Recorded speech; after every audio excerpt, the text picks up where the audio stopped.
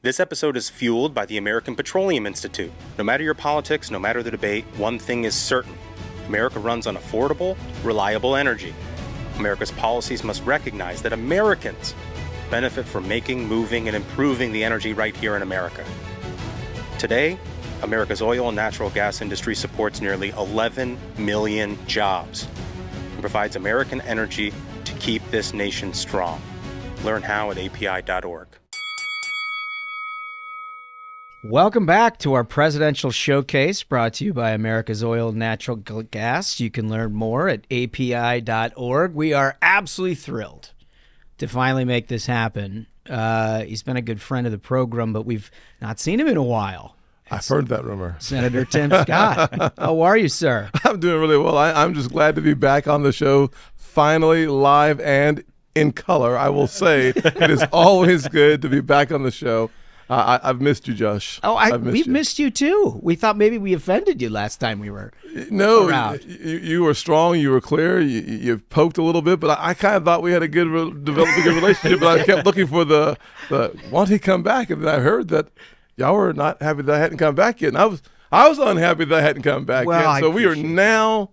We're making back. it happen. We're making it happen. This is and what the hopefully audience... this won't be the last time. No, absolutely not. This is what the audience deserves. We've had, just about everybody. And, anybody worth making a pitch, we figure you'd come on. We ask you a few questions. And I know that you've been basically everywhere. You've been running hard. We are. Listen, I got to tell you, as a kid who grew up in a single-parent household, lots of poverty, lots of challenges with will this country work for a kid like me? Are there inner city communities where we are just carved out of opportunity in this country because of where we come from?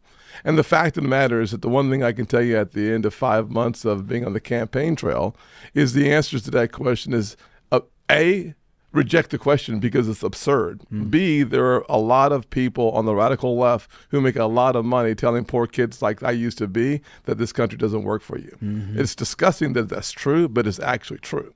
So the reality of it is after 5 months going to places where like Iowa, New Hampshire, I walk in a room and people are like, wow, we can tell you're here. So, but at the end of the day, they love character. Yeah.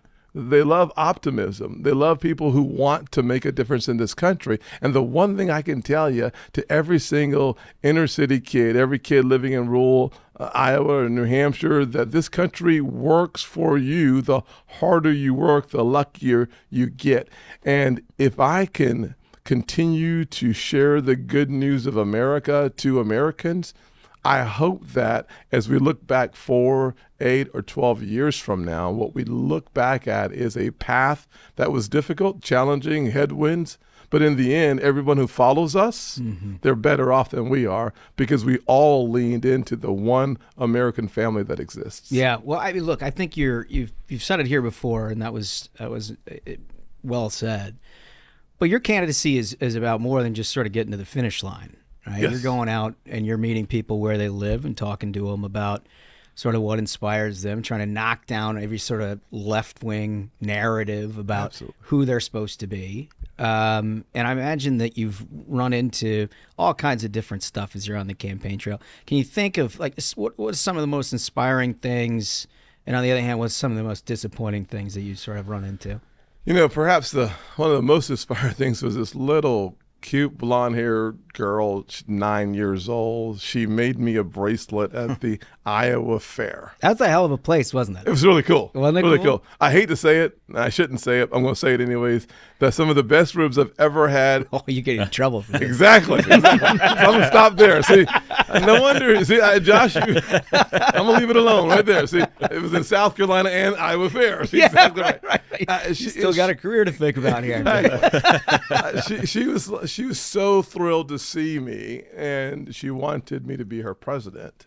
Yeah. And it almost brought tears to my eyes as the little girl stood with her dad, bringing me this little bracelet. And I wore that bracelet for months. Oh, man. I still have it. And then the other day I was in New Hampshire in Panera Bread, and she's 4 years old. And she kept tugging on her dad. And he said, "What's up, sweetheart?" And he goes down to listen to her. And then he looks at me and says, talks to her, looks at me, and he walks over to me and says, are you Tim Scott? I said, yes, sir, I am. He says, my daughter wants to meet you. I'm like, well, how in the world does your 4-year-old daughter even know who I am? She watches TV and she thinks you're the president because it says Tim Scott for president. So she literally walks over and then person after person, she was in Panera Bread with her 2 grandparents, her mother, her dad, her 8-year-old, I thought, brother. And so I'm standing in line, and then she brings over this guy, and she says, this is Pops. This is Tim Scott. I'm like, good to meet you, Pops. She's making the introductions here. She goes back again. There's got to be a place on staff for this girl. I told her, I said, are there really child labor laws in this country? Because I need this one on my campaign trail. And person after person kept coming. I was like, my gosh. Whoever I'm paying in New Hampshire, they're fired. I'm hiring this little 4-year-old girl. And I've got pictures of her. I'll have to show you.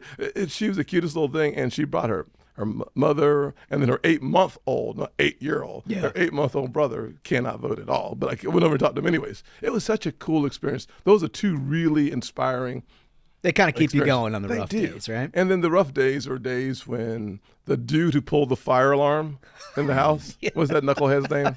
Yeah, Bowman. Yeah, Bowman. Yeah. He refers to me as Sambo. Yeah. Because people like me in the conservative part of the party who happen to be black have to be Sambo, because anytime you see the radical left on the losing side of an argument, they always pull out the biggest race card they can find. And unfortunately, they are willing to divide this country to hold on to their power. It's not about progress. It's about control.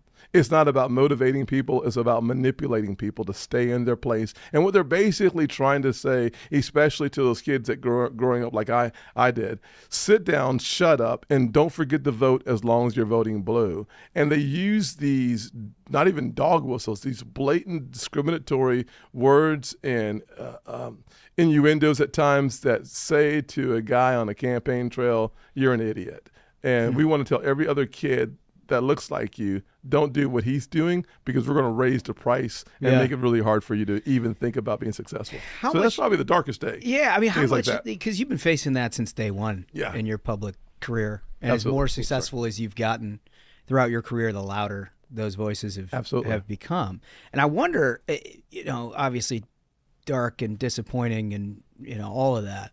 But I wonder, given your message, how much of that you almost welcome at this point, because your ability to turn that around and say, see what I'm talking about here? I'm not making it up. Yes, I mean, that's basically what you do almost every day. But then every time you get a Bowman or whomever pop up, you're like, well. For me, I think you do grow a little thicker skin along the way. Almost. But you do hear the actual message is using me as a delivery system for others who are trying to figure their own path forward, for others who are learning to think for themselves and learning how to think as opposed to what to think. And I know that they're sending a message through the criticism of me to other people. And that to me is just, it's beneath the office of Congress. No, totally agree. It's beneath being a good leader. But those yo-yos, as I like to say, since I try not to use profanity. Very polite gentleman. It's deadly for boneheads like that to say stupid stuff like that. I'm afraid my profanity would slip out a time or two. Well, please if I were in your do shoes. it on my behalf. Anytime you want to say something, just know I wish I would have said it too. So. Your restraint is admirable. So, Senator, we are just a few months away from Iowa. Yeah. And the party is pretty much divided in half between people who are currently supporting Donald Trump and people who are supporting other candidates like yourself. And I mean, if you're on the internet at any point on any day, you see that there's a lot of consternation amongst folks who are not supporting Donald Trump. The field is large. The field's too divided. Candidates are attacking each other. What is your plan to consolidate support behind your candidacy? Yes. What does that look like? And as we get closer to Iowa, what is the metric to success that you look for there? Well, I think the only way to measure success in a political field is not by the the warmth that I get in my belly for running for president, right? You can only measure it in votes. I mean, caucus goers voting for you is the strongest and, frankly, the only measurement that will matter on January the 15th. So getting there, it will take really a complete focus in many ways on Iowa and then some on New Hampshire. But my strategy is a very simple one. We have to do really well in Iowa for us to be successful in this campaign. There's no way to say it any other way. Mm-hmm. And so we're excited about spending more time in Iowa. We have turned that corner. We're spending a lot of time in Iowa. We'll continue to do more of the same. And the good news is we had 3 town halls on Thursday, and they were standing room only. So the on-the-ground feels really, really good. Converting that into votes, you got 200,000 folks that are going to show up at the Iowa caucus. You need to be in the 30% range, from my perspective, to be successful. Mm-hmm. And as you think about that, because I know, look, you had staff last week that was pitching major donors on the idea that you were the best one to try to unite the Republican votes that are not in Trump camp, basically. And I wonder, from your perspective, look, it's a logical thing, and anybody in your shoes would want that exact same pitch. I wonder, because your candidacy hasn't really drawn a ton of contrast with Trump. You've done your own thing. Yes. You talk about your own message. You have not done a lot of contrast with Trump, as opposed to DeSantis or Christie or even Nikki to a certain extent are trying to draw that contrast. What about the way you're running do you think has a better ability to sort of consolidate that other side? Josh, I think this is such a good question and a fair question. I think that what we saw, so I'd say historically speaking, 2016 is a great opportunity to take a look back at recent history to see how it works. We had 17 candidates, I think, and 16 all hit Trump as hard as humanly possible, and ultimately they all went down as he went up as a result of the conflict. What I've seen this cycle as well is we've seen Ron hit him very hard with a lot of resources behind it, and his numbers kept going up, and Ron fell precipitously. Nikki has dabbled in it a little bit, and it has not worked out very well. I haven't dabbled in it, and I'm still working really hard to get more traction without much of a question. I would say this, though. I would say that the path forward is having someone who's willing to wrestle with Donald Trump, but when it matters. What we see today, and I hope it breaks through. This is a strategy that I believe will work long term. I hope the definition of long term is between now and January 15th. So, so that it's all relative. It's all relative, right? And so when he was president, it was really hard for anybody to hit him. Everybody backed away from hitting him. But when I talked about him compromising his moral authority as a result of Charlottesville, I remember that. I had a very public spat with him. Yeah. When he called 7 countries crap hole countries. Yeah, I had a spat with him. When we had folks that I didn't prefer to support, we had sometimes a public spat. When we were going through the nomination process of Amy Coney Barrett, and he had said something about something, I said, if he doesn't withdraw what he said, I guess he meant it. It turned into a bit of a thing. I remember that too. Yeah. So it's picking your spots when you. And I think it has to matter. Yeah. The one thing about fighting with Donald Trump for your benefit, it never works out to your benefit.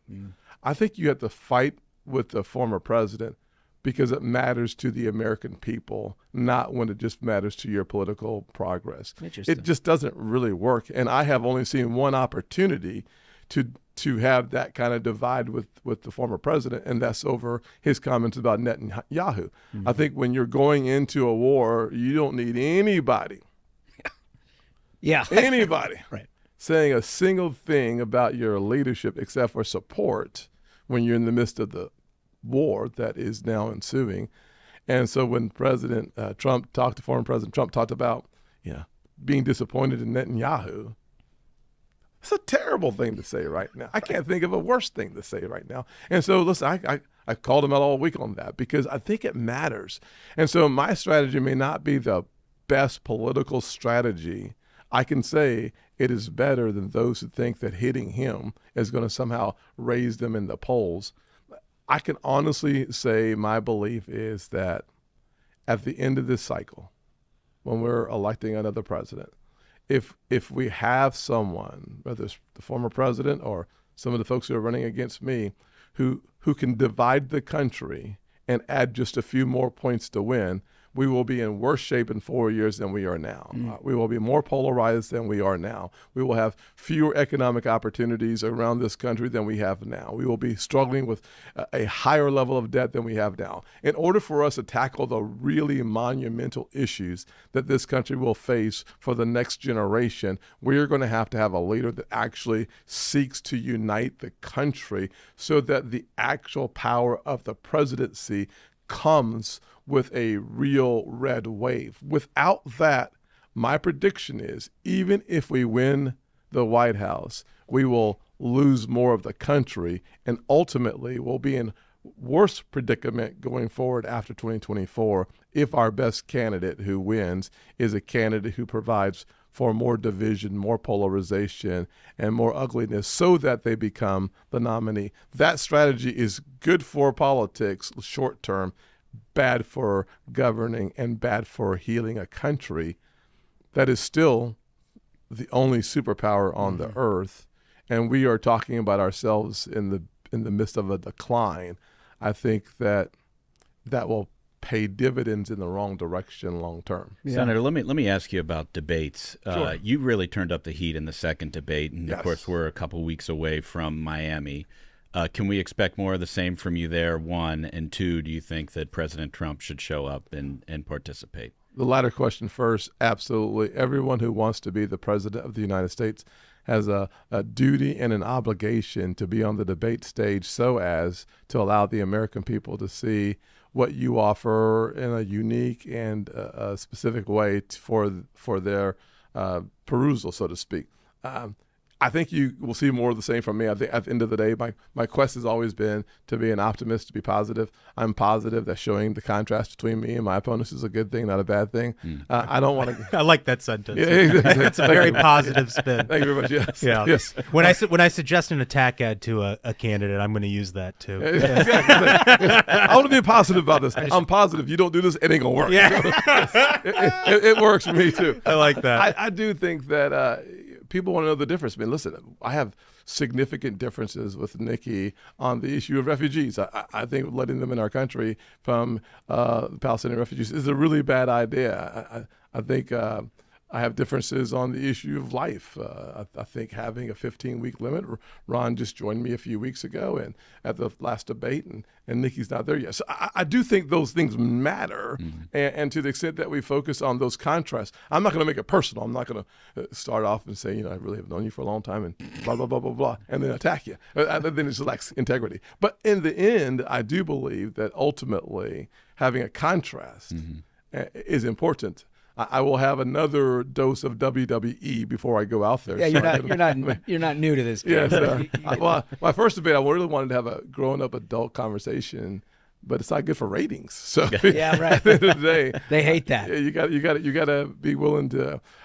You guys are old enough to remember Ric Flair. Oh, yeah. heck yeah. Yeah. Hell yeah, absolutely. You want to be the Nature man? Boy. The Nature got Boy. to beat the man. Woo! You got to do it all. You got I do the walk. You got to do the walk. You gotta have the robe on though.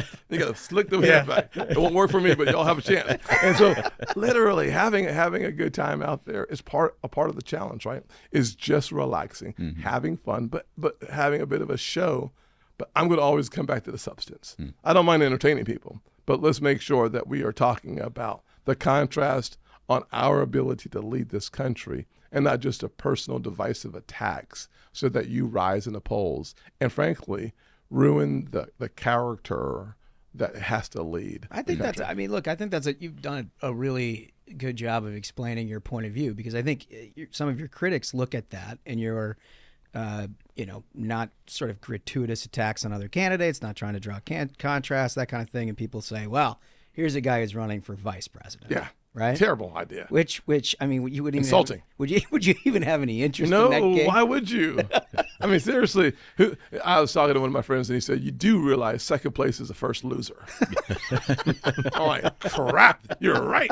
I don't want that. No, who wants that? But I will also say, I don't want to poison the well so much so that everything that I say is going to be on a Democrat campaign ad. Oh, that's a good point.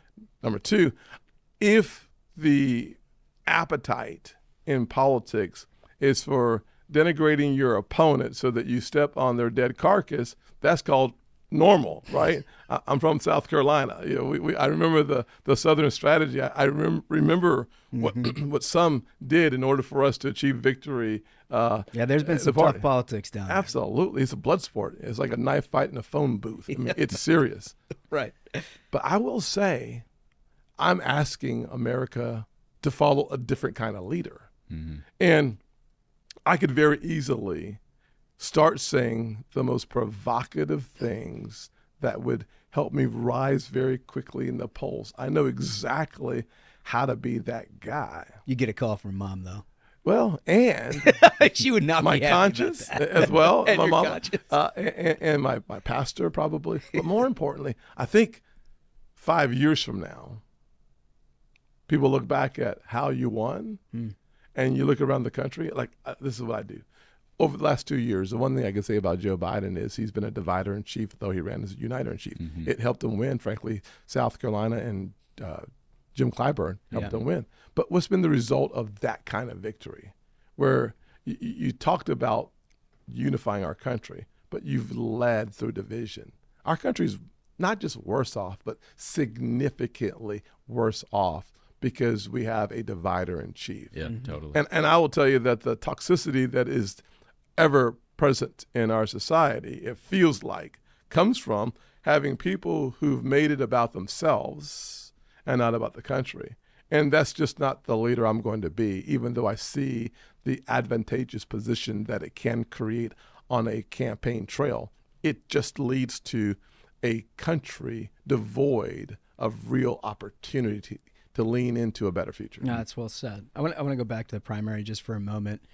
How important is it to you, you think, for the Republican Party to have a real contest here, to ensure that you've got, maybe it's more than one, but at least an alternative to Donald Trump, rather than sort of like these 30-point margins that you're seeing in all the early states, and then, of course, nationally, it might be even worse than that. How important do you think that is for the party? Yeah, I think the process that we're going through right now is incredibly important for the country and for the party, more for the country than the party, because I think what the country's asking is, can those guys over there actually govern? And frankly, giving them some reason here in House Representatives. Exactly, right? Yeah. And the second thing I think they're asking, the country's asking about the party, is I agree with them on economic policy. I typically agree with them, frankly, on immigration policy. I typically agree with them on the military. I typically agree with them on the foreign policy. But can I trust them? Mm-hmm. You look at 2020 and 2021, January 5th. Everybody remembers January 6th. Yeah. You remember January 5th. Mm-hmm. Yeah. 2 seats in Georgia. Yeah, I remember it well. 1 seat is worth $4 trillion. Yeah. And we, the party, told northern Georgians to stay home. Yeah. And the result of that has been cataclysmic failure. Yeah. And then 2022, President Obama and Democrats sold the country on the democracy is in jeopardy because of the candidate selection on our side. Mm-hmm. And I would just say, people say it was just a life issue, abortion issue that cost us our majority in the Senate. That's just wrong. Mm-hmm. I believe it was, in fact, more than that. I think it was, in fact, the ability for the left to sell Americans that we, the party, the GOP, the party of liberty and freedom, could compromise the future of this country. And they're dead wrong, 100% wrong, but they did a better job of selling than we did the opposite. And so, in my opinion, my estimation is that's why how you win the primary is so important. But having the kind of contest that allows for people to see the differences between the candidates is really important. Well, and I think that's right. The reason I asked the question is in your case scenario here, and what you want to accomplish, as you just articulated, from now until the Iowa caucuses. If you hit every mark and you get let's say something close to 30%, you're up first or second in Iowa. How much do you think at that point you're talking to other candidates about, do we try to consolidate within this field? Yeah. Do we try to make sure that there is an actual choice here? Because as you go along after Iowa, it doesn't get any easier for anybody not named Donald Trump. You No know doubt. what I'm saying? Yeah, I think you have three bites at that apple, so to speak. I think Nevada was obviously in the middle of all that, and I think that's true. They have had their own consternation between the primary and the caucus. We haven't even begun to explain that to the audience yet. Okay, So- yeah, we'll leave it there then. So Iowa, New Hampshire, South Carolina. If you cannot and are not competitive in all three states Yeah. in the 20 to 30 range, you have no path. Yeah, you can't get into the Super can't go Tuesday forward. discussion. You cannot. Yeah. In my opinion, having the kind of field that we have, and hopefully it pares down along the way between now and the end of the year, coming into the caucus, being in a position to then showcase maybe three potential candidates who are very different on some areas of importance, but they all three have the ability to stand toe-to-toe with former president, and be successful and beat Biden or Newsom. Yeah, right. I mean, Listen, it's as easy a proposition as any, right? anyone who thinks that that the Democrats are done, Yeah. they have got to have a backup plan. Yeah, I saw that 60 Minutes interview. It looked like a backup plan to me. I mean, I didn't know who he was. I was like, wait a second. I had to go type in Governor of California. I assumed that they just replaced him. yeah. I don't believe in aliens. But I tell you what, he sounded like someone who's never run for office in California, because he sounded almost moderate, because I feel like they're grooming someone, and we all know it's not Kamala. Yeah. Right. Not Right. Kamala. So I think they have a backup plan, because every time I listen to the current president speak, Yeah. I'm like, ooh, this is getting harder. Well, anytime you lose Scott Pelley on that, you know you've got a little bit. When Scott's like, "Really? Are you seriously going to run?" And he's like, "Yeah, for the following reasons that, like, I can barely even articulate." It's interesting. Yeah. To be kind. Yeah. Yeah. It is very interesting. So you talk a little bit about not wanting to give the Democrats ammunition for an attack ad, and maybe that sort of informs the way you draw a contrast with other candidates.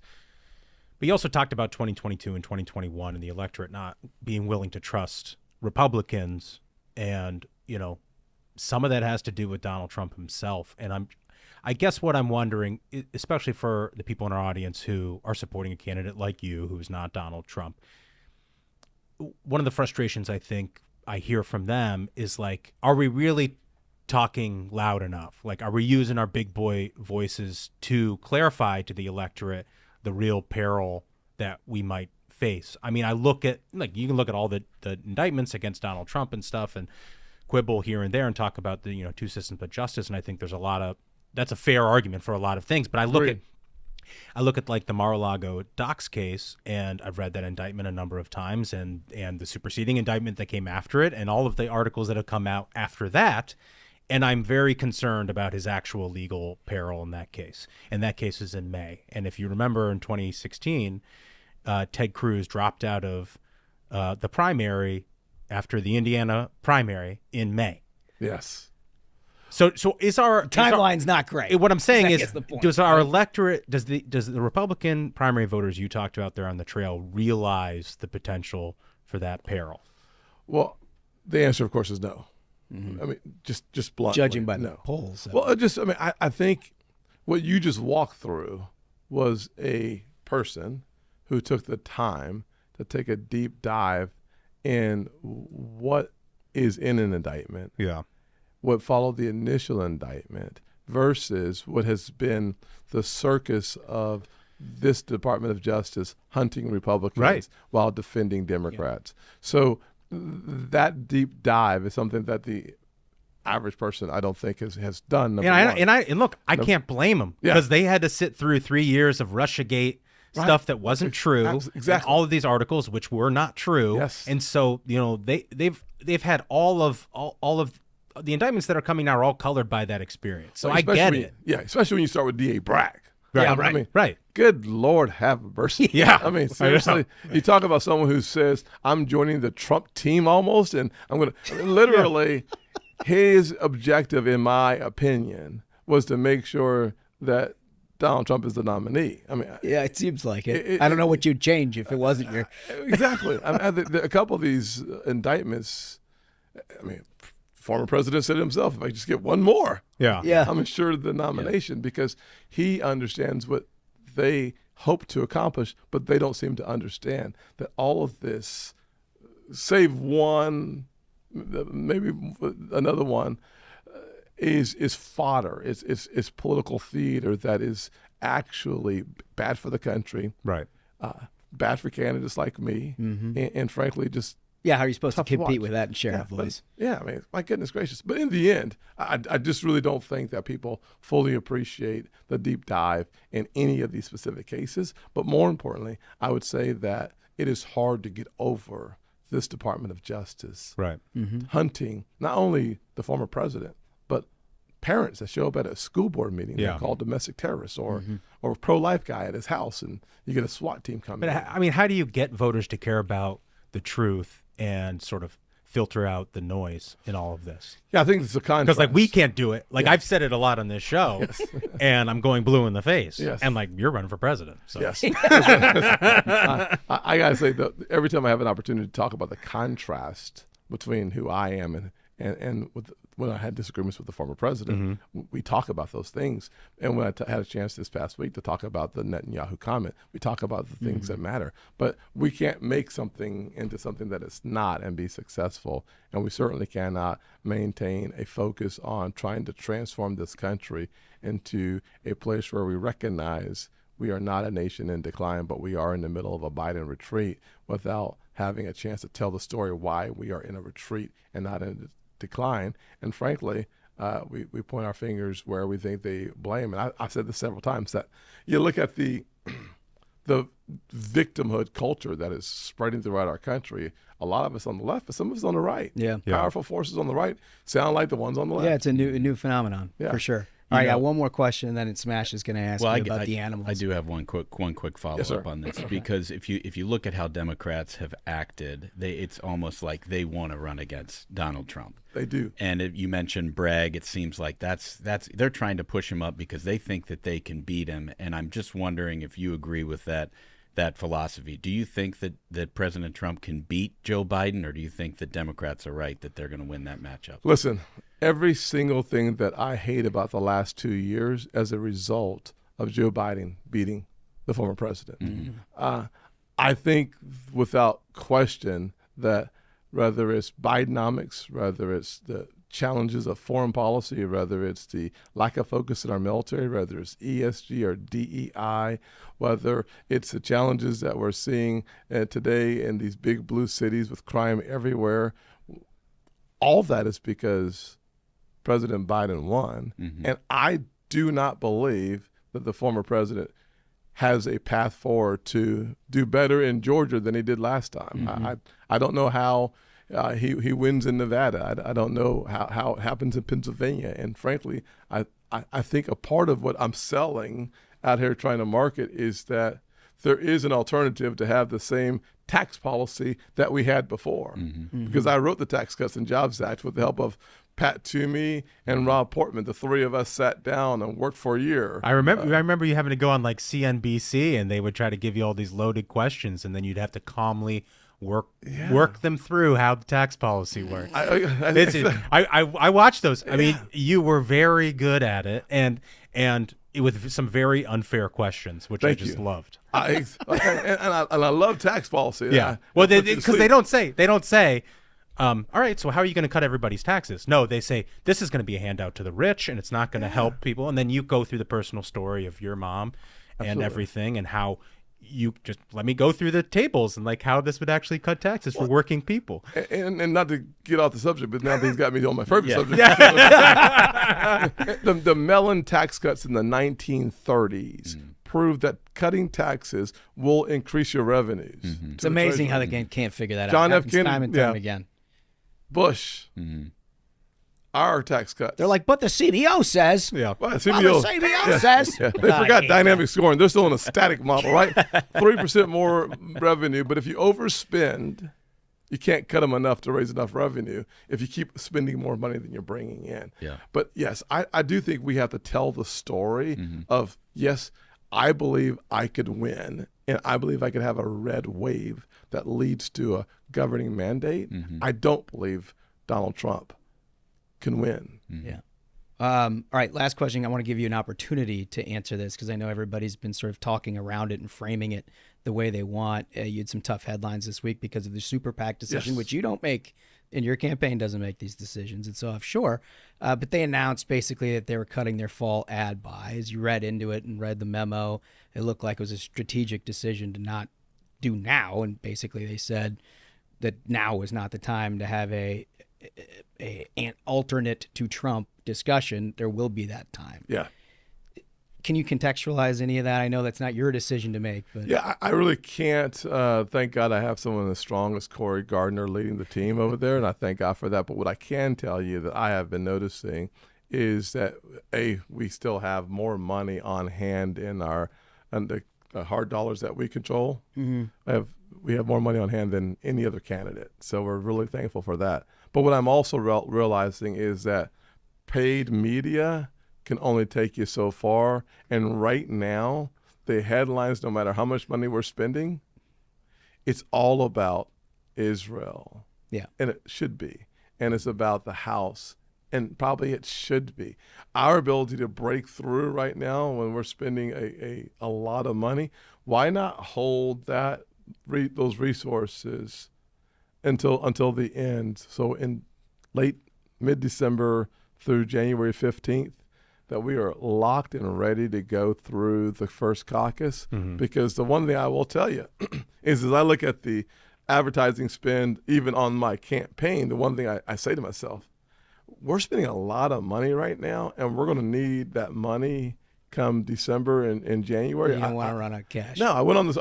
We've got plenty of money left. We've got over $10 million still, which is great news. But if we're going to have the last word, we're going to have to spend millions between December 15th and January 15th. Yeah. I don't want to waste money when I cannot control the headlines. Yeah, I understand. I just wanted to give you an opportunity to address that because there's that. a lot of people that were writing headlines about the instant demise of Tim Scott. Yes. I've seen them before when I ran against Strom Thurmond's son. They said, you just can't win. I'm like, I understand why you're writing the headline. The media loves to write process stories about Republican campaigns. They love it. They love it. All right, so this is the last one. Yes, sir. And this one, is sort of important. Yeah, so we've had you before. You've answered our traditional 3 questions, but there's one more that's sort of cropped up because we here at the Ruthless Variety Program have noticed that the animal kingdom is rising up with an aggression against mankind that we just don't remember seeing. There was a dog that shot its owner. There's a hog that killed its butcher. There are animals attacking people all over the world, and so we're looking for people who can stand up to the animal kingdom. So our question to you is, what is the biggest animal that you could take mano a mano, just with your bare hands? Man, there's. I think of 3 that come off the top of my mind very quickly. The bear would have no chance of surviving against me, so that's kind of easy. I think about the lion, the king of the jungle. Not the king of my hood. So the lion goes down very quickly. I'm not David in the Bible, but I get both points. It's a political animal. I can take the political animal one-on-one, mano a mano, look them in the eye, eat their lunch, spit their bones out, and go to McDonald's and have a Big Mac. Lion, a bear, and the political animal. You've got all 3. Yeah. We're going to write you down for that. There you go. Senator Scott, really appreciate your time. Absolutely. Glad we could finally do this. Thank you so much. Let's do this again. We'd love to. All right, before the year's out. All right. Let's do it again. You got it. Thank you, sir. Thank you. Appreciate you guys. This episode is fueled by the American Petroleum Institute. No matter your politics, no matter the debate, one thing is certain. America runs on affordable, reliable energy. America's policies must recognize that Americans benefit from making, moving, and improving the energy right here in America. Today, America's oil and natural gas industry supports nearly 11 million jobs and provides American energy to keep this nation strong. Learn how at api.org.